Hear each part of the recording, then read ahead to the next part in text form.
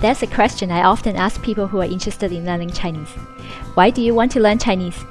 Your answer may be, Mandarin Chinese is a cool language, or I want to make friends who speak Chinese. Whatever your answer may be, we're here to help you learn. What is Mandarin? Mandarin is the official language of China, mainly spoken by the Han Nation. Mandarin also reflects Chinese culture, which has more than 5,000 years of history. Now you may ask, is Chinese difficult to learn?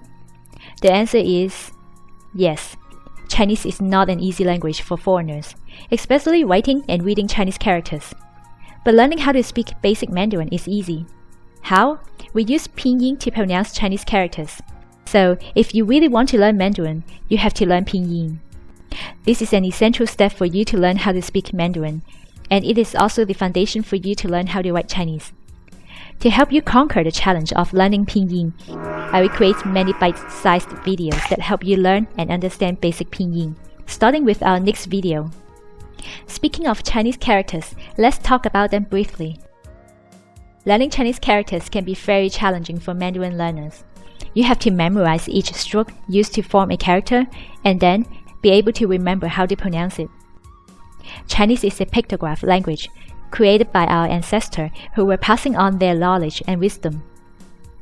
Each character has a distinct meaning. The Chinese characters have evolved over the centuries into the current version, which we call Hanzi in Chinese. Around the time of the Qin dynasty, some foreign Chinese speakers began to figure out that using the standard letter alphabets to teach Chinese might help non-Chinese speakers learn the language more easily. This started the development of Pinyin. Now I'm going to give you an example to illustrate the difference between English words and Chinese characters. Unlike English, where each word typically refers to one thing, in Chinese, a thing may be described with 2 or 3 Chinese characters. The combination of the letter alphabet and the symbol on top of the letters U and A is Pinyin.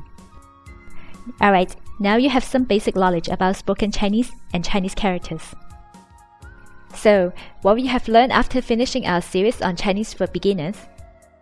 Well, you will be able to use basic Pinyin to speak standard Mandarin. Also, you will be able to use simple Chinese to communicate with local people. Last but not least, you have a better understanding of Chinese culture and traditions. We hope you can learn Mandarin while falling in love with the Chinese culture. Subscribe to our YouTube channel and stay tuned. I will see you on the next video. Happy learning! Bye!